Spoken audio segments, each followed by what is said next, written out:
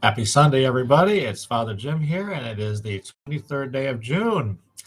I'm just going to be reading from our gospel today, and our gospel comes from the Gospel of St. Mark, chapter 4, beginning with verse 35.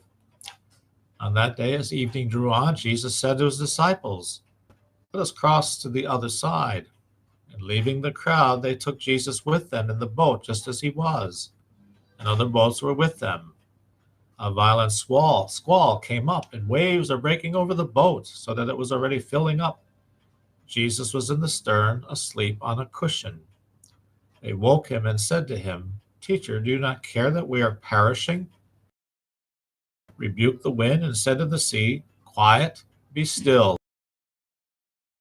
And there was great calm. Then he asked, "Why are you terrified? Do you not yet have faith?" And they were filled with great awe and said to one another, "Who then is this whom even wind and sea obey?" Well, what a scary scene in our gospel passage from Mark today. A violent squall quickly comes upon the disciples as they're crossing over that Sea of Galilee, and they're besieged with wind and rain. There's nowhere to go for shelter, and the waves are breaking over the boat. So if we place ourselves in that situation, it is completely understandable that the disciples wake Jesus from his sleep as they face this great storm. We likely would have done the same thing. In their panic, they ask Jesus if he cares that their lives are in danger.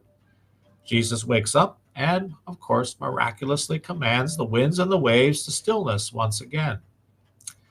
Jesus' response to the disciples is striking as he asks them, "Why are you terrified? Do you not yet have faith?" He does not rebuke them for waking him, but wants to know why they were afraid. He is wondering about their faith.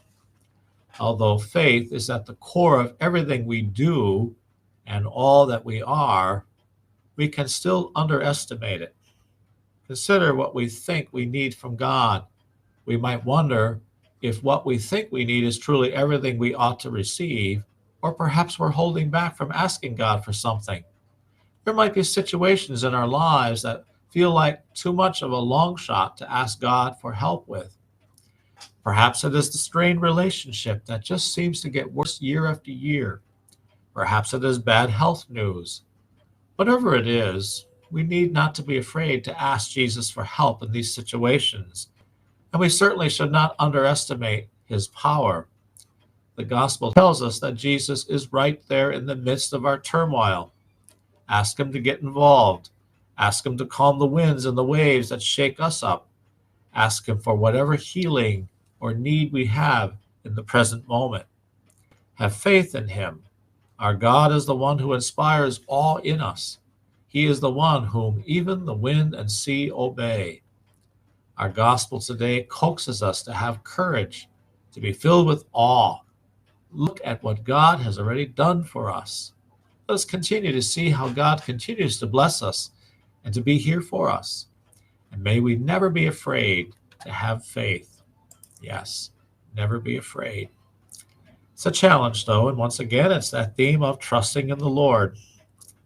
So let's keep praying for one another and let's keep asking for that grace to have that trust. Hope your Sunday is going well.